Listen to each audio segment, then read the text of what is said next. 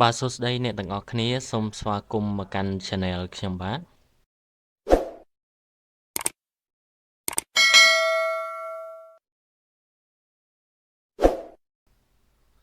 ឥឡូវនេះខ្ញុំមានវីដេអូបាទតពីវីដេអូមុនដោយវីដេអូមុនបាទខ្ញុំបានបាទធ្វើជាវីដេអូមួយ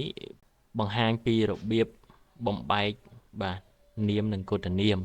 ឥឡូវខ្ញុំមកបង្ហាញវីដេអូនេះបាទមួយទៀតគឺបាទយើងបង្ហាញពីការភ្ជាប់វិញម្ដងបាទគឺយើងភ្ជាប់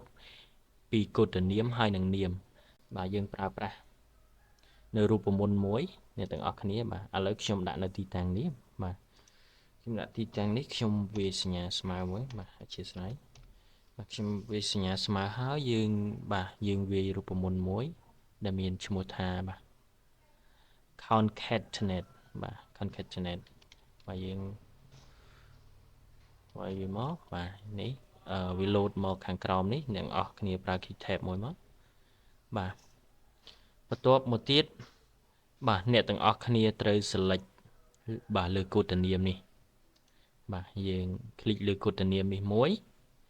ហើយយើងបាទយើងក្បៀសមួយបន្ទាប់មកទៀតបាទយើងប្រើសញ្ញាធ្មេញកណ្ដោបាទកន្លែងប្រើសញ្ញាធ្មេញកណ្ដោនេះគឺ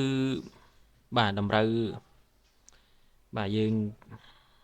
បើសិនយើងដាក់អញ្ចេះយើងអត់ប្រើ space មួយពេលដែលយើងភ្ជាប់កូដនាមហើយនឹងនាមនេះគឺវាអត់មាន space ឲ្យទេអញ្ចឹងខ្ញុំប្រើ space នៅចន្លោះនេះមួយបាទ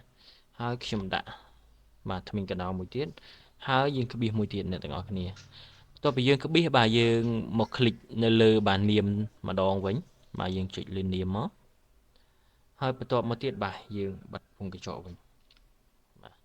គ្រាន់តែប៉ុណ្្នឹងបាទអ្នកទាំងអស់គ្នាបាទចុច enter មក